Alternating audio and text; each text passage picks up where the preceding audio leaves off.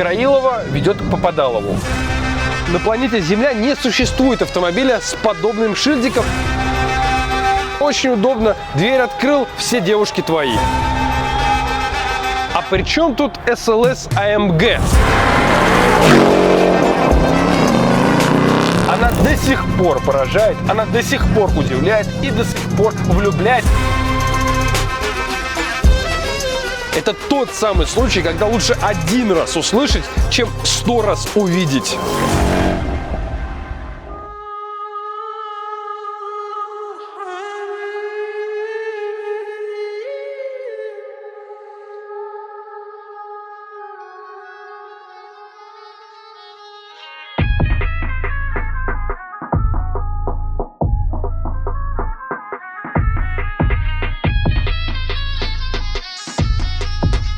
Всем привет! Меня зовут Гурам, а вы смотрите канал DSC Off.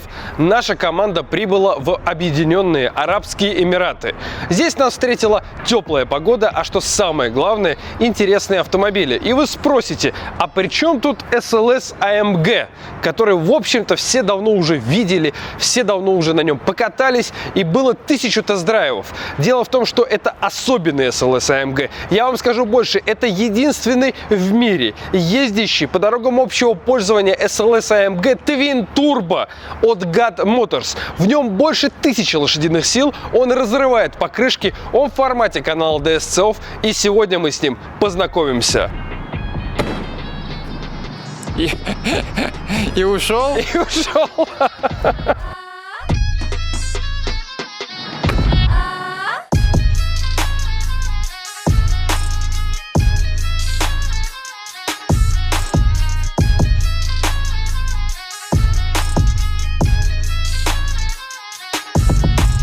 Прежде чем начать повествование про эту интереснейшую, редчайшую модель Mercedes-Benz, я вынужден перед вами извиниться. Дело в том, что я, как самый настоящий горячий, в кавычках, джигит, ходил по осенне-зимней Москве с расстегнутой курткой. Хотя бабушка мне говорила: Гурам, застегивай куртку и надевай шапку. Но, конечно же, шапку я не надевал, куртку я не застегивал. И что вы думаете? Конечно же, я умудрился простыть прямо накануне поездки в солнечные Эмираты. Именно поэтому я буду шмыгать носом, буду кашлять, мои глаза будут покрасневшие, простите, пожалуйста, но я не мог отменить эту поездку, потому что пока в Москве сыро и нет возможности что-либо снять, здесь солнечно и нас ждут интереснейшие машины. И одна из них сегодня у нас на тесте. Это Mercedes SLS AMG крыло чайки.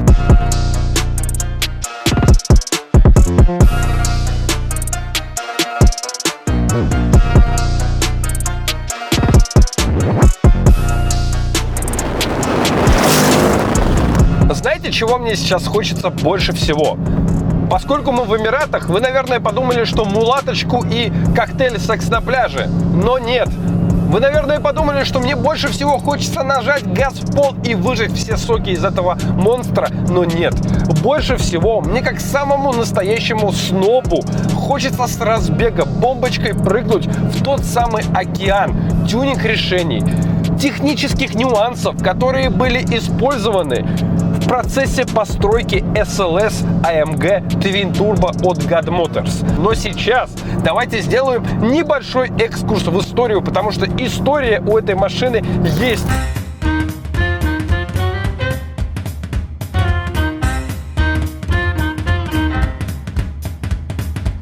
Этот автомобиль был написан, не нарисован, а именно написан художниками, которые работают в компании Mercedes-Benz и которые были вдохновлены моделью SL300 Galvin, которую также называли крылом чайки. Это величайший спорткар из давних-давних времен, и отголосок того старого спорткара — этот SLS AMG. Но если мы тормознем немножко с пафосом, с лирикой, с художниками и с искусством и вернемся к технической части, поскольку у нас все-таки спорткар, то мы должны отметить, что этот автомобиль был первым спорткаром, который был полностью спроектирован командой AMG. Это означает, что здесь работали великие умы. Великие умы, которые в свое время еще не были зажаты после кризиса 2008 года.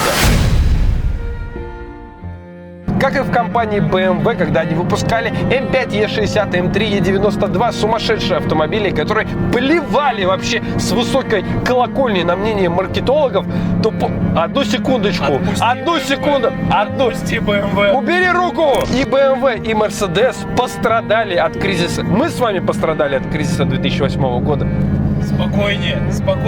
Ты мне включил подогрев сидения или у меня горит жопа? Наши любимые спортивные мощные автомобили тоже пострадали. Именно после 2008 года немецкий автопром почувствовал мощнейший удар маркетологов, которые пришли со своими калькуляторами и начали высчитывать и показывать какие-то непонятные задачи людям, у которых романтика в душе, у инженеров, у моторспорта. Они были готовы создавать автомобили, которые мы бы любили. А вместо этого мы имеем сейчас все автомобили поголовно 4 литра V8 Twin Turbo, кушающие 9 литров на 100 километров. Скоро будут гибриды. Новая C63 AMG вообще будет двухлитровая 4-цилиндровая бензиновая с гибридом. Куда катится? Что? Соберись с тряпкой и рассказывай про машину. Так вот, тогда еще не зажимали тиски кризиса руки специалистов команды AMG. Они поставили сюда великолепный двигатель, тоже спроектированный на AMG. Многие думают, что это тот же мотор, который ставился на всю линейку 63 AMG того времени. C63 AMG, Е63 AMG, МЛ63 и так далее. Это V8 атмосферный объемом 6,2 литра. Не путайте, никогда не существовало двигателя в те времена объемом 6,3 литра. Однако же двигатель от SLS AMG отличается более чем 120 пунктами от двигателя М156, который ставился на обычную линейку Мерседесов 63 AMG. Это был свой мотор с блэкджеком и шлюхами, и самое главное, со смазкой. Вот это поворот! Да, сейчас получился каламбур, но смазка имеется в виду сухой картер. Здесь был сухой картер, в отличие от других версий этого двигателя. 571 лошадиная сила, 7-ступенчатый преселективный робот над задней осью. Эти двери, сумасшедший звук, сумасшедший внешний вид. Эта машина готова была покорить сердца, и она покоряла. И знаете что? Сейчас, в 2019 году, я, положа руку на сердце, говорю вам так: она до сих пор поражает, она до сих пор удивляет и до сих пор влюбляет, даже до выхода этих турбин на рабочую зону. Но если честно, автомобилю совершенно не обязательно быть редким, очень быстрым спорткаром, чтобы он стал любимым для своего владельца. Каждый автомобиль, будь то Opel Astra или дорогущий Range Rover, заслуживает хороший сервис и хорошую страховку. Страхование КАСКО призвано защитить ваш любимый автомобиль от различных не очень приятных ситуаций, которые могут возникнуть в ходе эксплуатации автомобиля. Например, небольшая царапина на парковке около торгового центра или же, не дай бог, тотал. Помимо этого, страхование КАСКО, как правило, включает в себя еще и приятные плюшки. У нашего партнера онлайн-платформы персональных страховых сервисов Mafin есть целая куча подобных плюшек. Абсолютно каждый клиент КАСКО от Mafin получает бесплатные опции, такие как аварийный комиссар, круглосуточный доступ к эвакуатору, неограниченное количество направлений на ремонт до 100 тысяч рублей, а самое приятное — направление на ремонт к официальному дилеру за 30 минут. У онлайн-платформы Mafin цены на страхование и так до 30% ниже, чем на рынке. Но кроме этого, с промокодом ГУРАМ вы получите дополнительную скидку в размере 10%. Прямо сейчас по ссылке в описании под этим видео обращайтесь к нашим партнерам, получите качественную страховку и спите спокойно. Ну а мы возвращаемся к SLS AMG. Honestly, I don't know who the fuck to trust. Is she my friend or my foe? I'm my exit drove, yeah, she give me that clean eyes roll. I remember back when I was younger, I was happy. Nowadays feel like no one understand me. I'm good at artists, still on Bob, Bambi. Одна из важнейших сторон этого автомобиля SLS AMG — это, конечно же, внешность. Она очень яркая, очень запоминающиеся. Эти формы, эти отверстия, эти двери, этот спойлер. Все это создает единый образ крутого спортивного автомобиля, который раз и навсегда отпечатается у вас в голове. Конечно же, в том случае, если по вашим жилам течет бензин, а не кровь. И если вы наш человек, что называется. Что же бросается в глаза? Ну, в первую очередь, конечно же, это карбоновая губа. Она очень скромная, но попробуйте подъехать к бордюру слишком близко, вы услышите неприятный треск, а еще неприятнее будет, когда вы увидите счет за эту карбоновую штуковину, потому что карбон – это круто, но дорого. Также из карбона выполнен огромный капот. И вы знаете, с одной стороны, это выглядит очень круто. Вы понимаете, что под капотом очень много места. Место для того, чтобы разместить огромный двигатель и все те доработки, тюнинг, решения, которые были установлены на этом автомобиле. О них мы поговорим несколько позже. Дальше мы видим карбоновые корпуса зеркал. И посмотрите на саму форму зеркал. Они просто совершенные. Они просто написаны рукой Творца. Этот человек пил божье молоко, судя по всему. Ну или какой-то очень хороший самогон, раз смог такое придумать. Ну и, разумеется, визитная карточка этого автомобиля – это его двери. И здесь очень сложный момент. Те люди, которые видят этот автомобиль издалека, обожают эти двери. Они очень эффектные. Вы просто посмотрите, как они круто открываются. Вы дергаете за эту ручку, и дверь необычайно легкая, открывается вверх и раскрывает вам доступ в салон. Все круто, скажете вы. Все прекрасно, скажете вы. Одну секундочку. Представьте на секундочку, что вы житель северной столицы. Вы житель Санкт-Петербурга. Представьте, что у вас есть пассия, и вы купили билеты в Мариинский театр. И вот вы заезжаете за вашей пассией. Она надевает длинное вечернее платье. На вас хороший, дорогой костюм или, может быть, даже смокинг. И вот вы едете, и вы знаете Петербург, вы знаете, как часто там меняется погода. Вы выезжали, было сухо, а по дороге пошел дождь. Когда идет дождь? Когда идет дождь, дороги мокнут. Как говорил один из участников группы Каста. Когда идет дождь, абсолютно вся грязь, ну хорошо, львиная часть грязи останавливается вот здесь, на боковой части автомобиля. И что происходит? Вы выходите из автомобиля, открываете дверь, начинаете вылезать, а вот отсюда на вас стекает грязь. На ваш новенький смокинг, Том Форд, который вы только забрали из химчистки, ему конец. Надо ли говорить о том, что ваша женщина лучше пропустит эту постановку щелкунчика или чего бы там ни было, чтобы не испортить свое платье, а затем вам настроение, а затем уже вам жизнь. Поэтому за этой внешней красотой и элегантностью, к сожалению, скрыта абсолютная непрактичность. Ну а в целом, да, очень удобно. Дверь открыл, все девушки твои. Ну а задняя часть автомобиля, нельзя сказать, что в какой-то степени проигрывает передней. Посмотрите на это крыло, на это антикрыло, которое ребята позаимствовали у версии SLS AMG Black Series. Была такая еще более злая версия Mercedes, еще более дорогая и эксклюзивная, которая была создана для трека. Их совсем было мало. В Россию или в Эмираты поступили лишь единицы, поэтому что ребятам остается? Конечно же, заказать подобный спойлер и прикрутить на обычный SLS AMG, и он прекрасно смотрится, и даже хочется верить, что работает в аэродинамическом сопротивлении и придавливает эту машину как следует к дорожному полотну, потому что ей это не помешает. К элементам задней части также можно отнести выхлопную систему, она здесь выглядит крайне неброско, нет каких-то огромных труб, торчащих агрессивно, но тем не менее вы просто заведите и послушайте, как это звучит. А еще лучше под нагрузкой, когда он проезжает рядом с вами на скорости это 200 плюс километров в час, тогда вы все поймете. Это тот самый случай, когда лучше один раз услышать, чем 100 раз увидеть.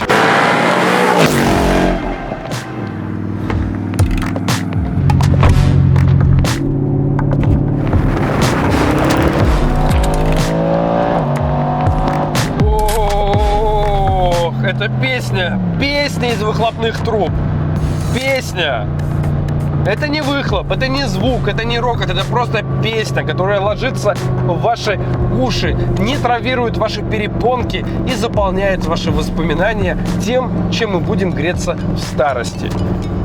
А знаете, чем мы точно не будем греться в старости? Воспоминаниями салона этого автомобиля, потому что, здесь правда зацепиться не за что. Если внешне машина просто поражает своими формами, решениями, зеркала, двери, жабры, капот, все просто заглядение. Не знаешь просто, куда подойти и куда поцеловать.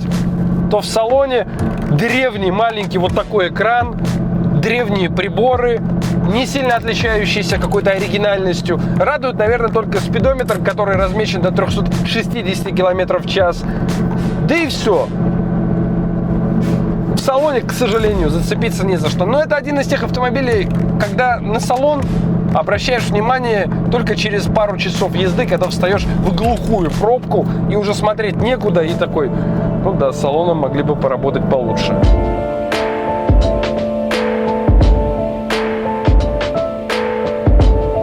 Самая безжалостная штука на планете Земля – это время. Время не щадит никого.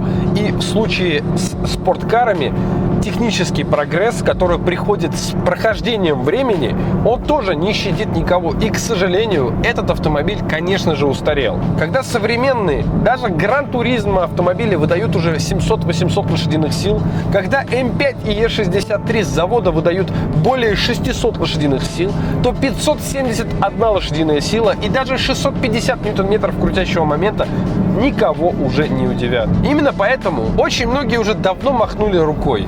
СЛС АМГ, да ладно, что от него ждать?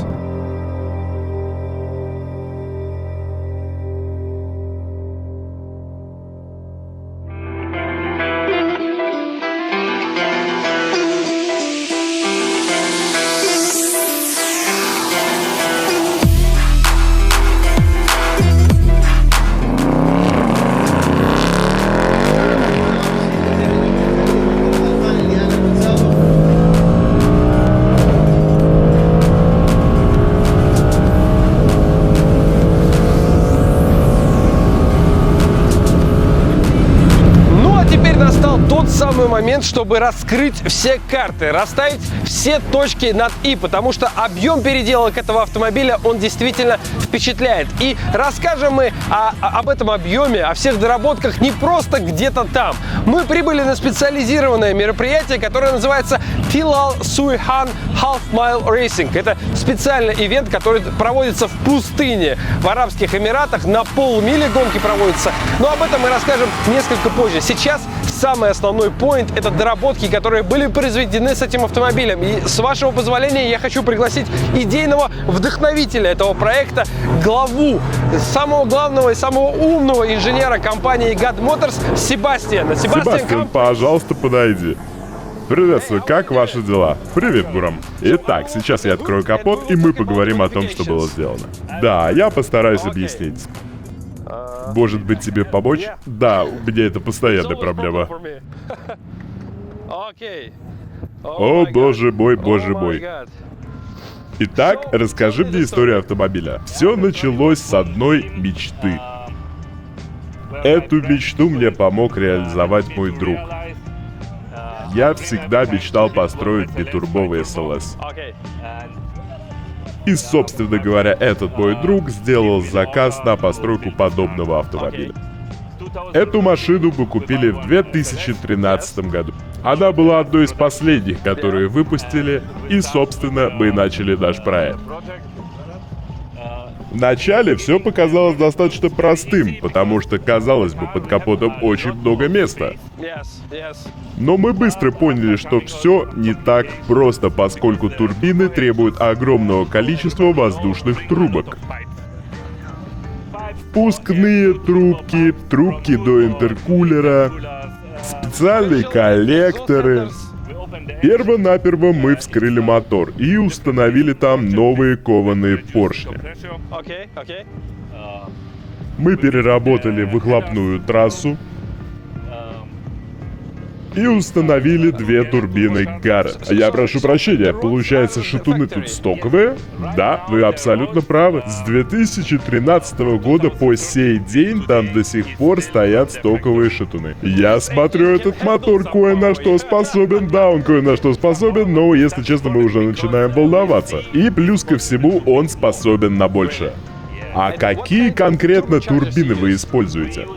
Мы используем турбины фирмы Garrett GTX 3584. Версию RS все верно? Да, все верно. После этой гонки мы собираемся вскрыть мотор во второй раз, потому что надо уже таки иметь совесть, он не вскрывался 5 лет.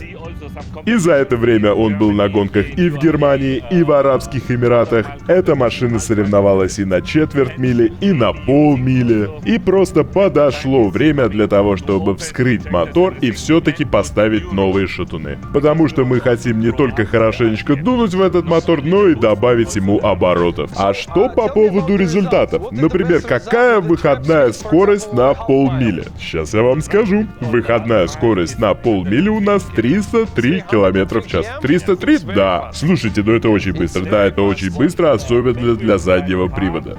А что вы можете сказать о мощности автомобиля на наддуве, скажем, 1 бар и с использованием спорттоплива? Мы никогда не ставили этот автомобиль на диностенд, поэтому судить я могу исключительно по времени разгона. То 200 этот автомобиль делает за 3,7 секунды. И как уже было сказано, выходная скорость у нее 303 км в час на полмили. И если я сравню с другими автомобилями подобного типа, с которыми я сталкивался, я бы сказал, что у нее порядка 1200 лошадиных сил. Спасибо вам огромное за такую крутую тачку.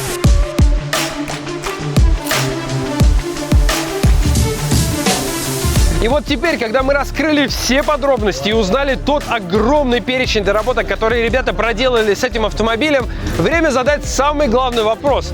А сколько же все это добро стоит?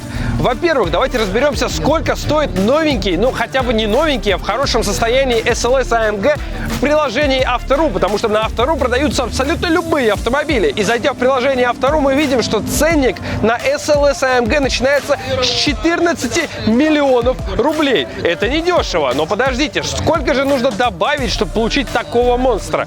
Тюнинг двигателя, трансмиссии, турбины и все остальное обошлись владельцу в дополнительные 80 тысяч евро. По итогу стоимость тюнинга этого автомобиля приближается к 20... всего проекта приближается к 20 миллионам рублей. Вот так вот, ребята, крутые машины стоят денег.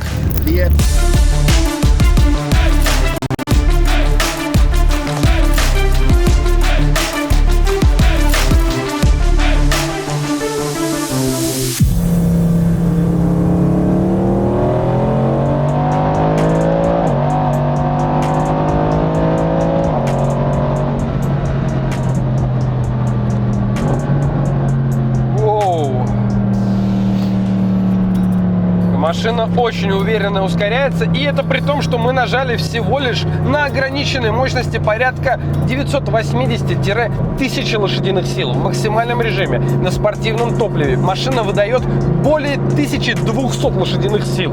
И поверьте мне, это уже совершенно иная история, но, конечно же, на обычных дорогах, не для гонки, такая мощность нахрен не нужна.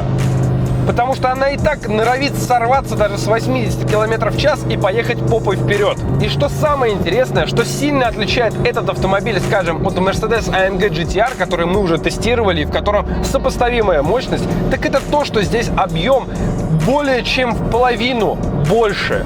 Там объем 4 литра, здесь объем 6,2 литра. И это дает очень высокую эластичность. Если AMG GT-R валит после 4500 и там турбояма чувствуется очень и очень ощутимо, то эта машина уже с 2500 подхватывает и превращает вашу жизнь в сказку. Бензин превращает в углекислый газ, а Грету Тунберг...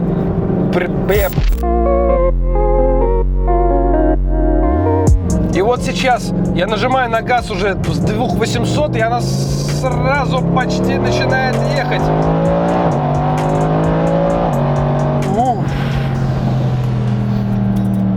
Да, 980 лошадиных сил — это, пожалуй, предел для разумного передвижения по городу. Больше это тупо страшно. И даже карбонокерамические тормоза, они, конечно же, вселяют уверенность, но вы понимаете, что пространство буквально разрывается. Вы видите где-то в километре точку, а через пару секунд вы рядом с ней. Именно поэтому большая мощность, скажу вам честно, для города уж точно не нужна. Она избыточна.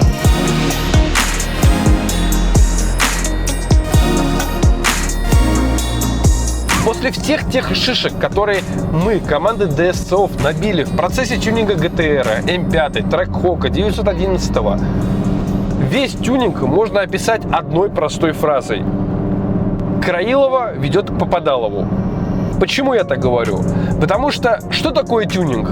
Это когда владелец BMW M5, например, Гурам, хочет малыми вложениями, сэкономив деньги на покупку Ferrari, получить автомобиль с динамикой Ferrari. Конечно же, обмануть жизнь не получится. И в этом плане каждый тюнинг-компонент уменьшает ресурс двигателя. Это правда. И вот когда вы начинаете тюнинговать подобные автомобили, как SLS, AMG, экономить нельзя. Потому что если вы начинаете экономить на тюнинге, это Краилово, которое ведет к Попадалово, это Краилово на Краилове. И это Краилово на Краилове приведет к максимальному Попадалову. Именно поэтому подобные автомобили стоит отдавать только тем людям, которые отдают себе отчет в том, что они делают. Таких тюнинг-ателье, к сожалению, единицы. В их число входят Гоша Турботех, компания Altechno, компания Seven Force и, конечно же, наши добрые друзья из Германии God Motors, у которых также есть дилерство в Объединенных Арабских Эмиратах. Конечно же, тюнинг в этих компаниях нельзя назвать дешевым, нельзя назвать доступным. Он дорогой, он объемный, он долгий. Но именно это гарантирует на выходе то, что вы получаете автомобиль, который изначально был Атома, с двумя турбинами, который работает на родном мозге управления и который эластичный, который едет во всем диапазоне оборотов и не выкидывает ни одной ошибки. Вот результат многих десятков тысяч евро, потраченных на тюнинг этого автомобиля, но тем не менее оно того стоило. И это Краилово, возможно, к Попадалову не приведет.